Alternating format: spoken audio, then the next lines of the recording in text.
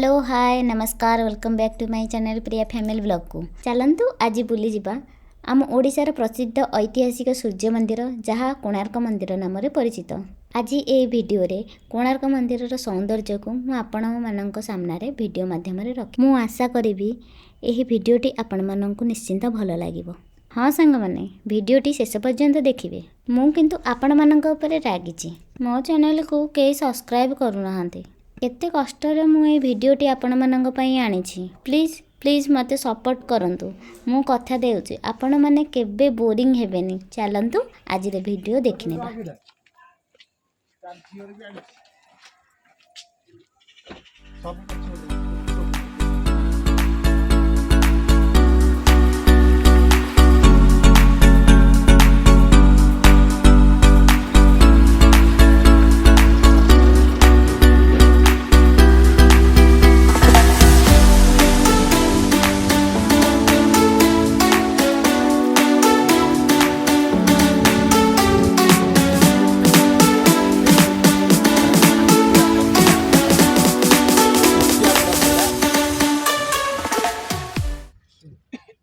सांग मैंने आम दिन 10टार कोणार्क मंदिर में पहुँचलु। चलतु पैड़ पानी टिके पी पेट ठंडा करी तापरे जीवा।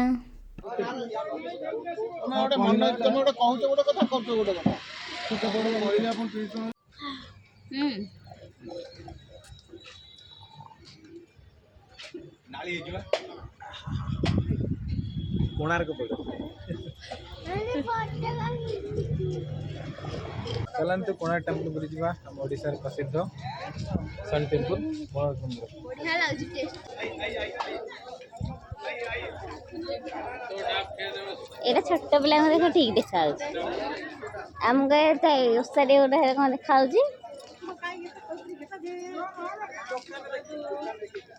दुकान देखो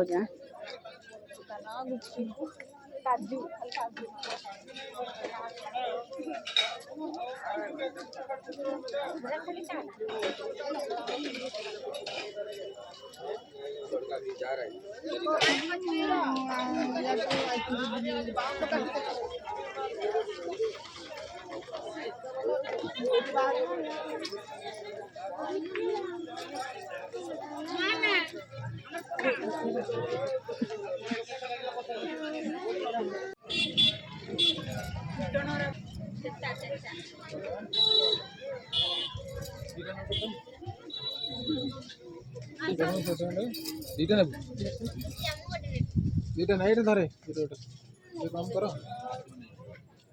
सीधा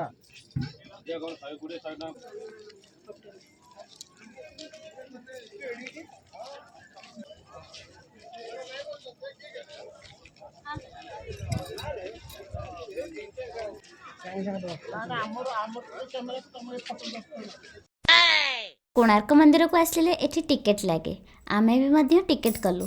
आज तो बहुत भिड़ थिला टिकेट तो हो गला। चलंतु भीतर को जीवा।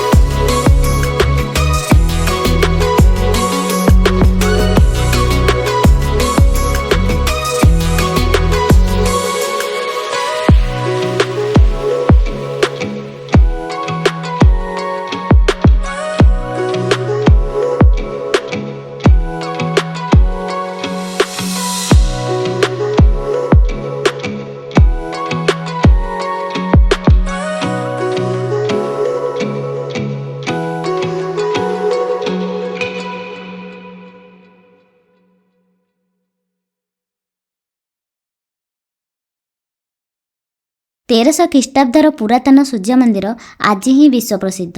ଏହି ମନ୍ଦିର କୋଣ ଅନୁକୋଣରେ ପରିଚିତ, ଯାହା ସେହି ସମୟରେ ଶ୍ରୀ ଲାଙ୍ଗୁଳା ନରସିଂହ ଦେବଙ୍କ ଦ୍ୱାରା ନିର୍ମାଣ କରାଯାଇଥିଲା।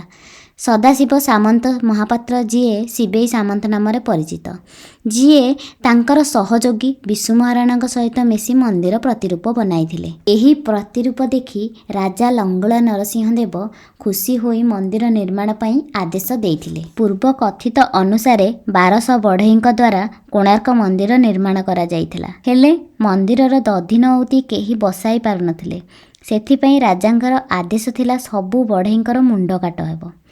ତତ୍ପଶ୍ଚାତ ବିଶୁ ମହାରାଣାଙ୍କ ଏକମାତ୍ର ପୁତ୍ର, ଯାହାର ନାମ ଧର୍ମପଦ, ଯିଏ ଏହି କାମକୁ ତୁଲାଇଥିଲେ। ଆଉ ଶେଷରେ ସେ 1200 ବଢ଼େଇଙ୍କ ଜୀବନ ବଞ୍ଚାଇବା ପାଇଁ ନିଜର ଜୀବନକୁ ମହୋଦଧିରେ ଡେଇଁ ପଡ଼ି ପ୍ରାଣତ୍ୟାଗ କଲେ।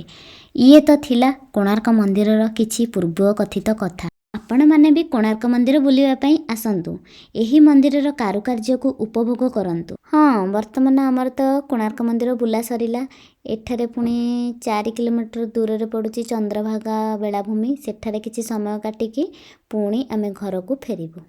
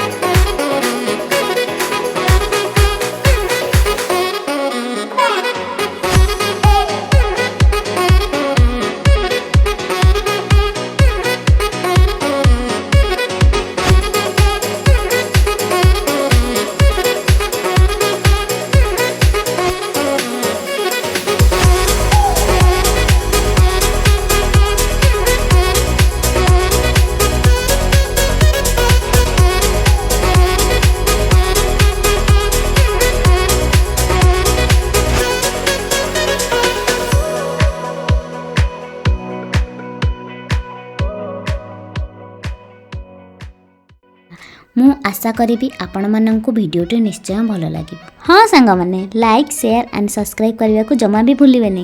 ଆଗକୁ ଆହୁରି ଭଲ ଭଲ ଭିଡ଼ିଓ ଆପଣଙ୍କ ପାଇଁ ଅଛି। ରହୁଛି, ବାଏ ବାଏ, ଜୟ ଜଗନ୍ନାଥ।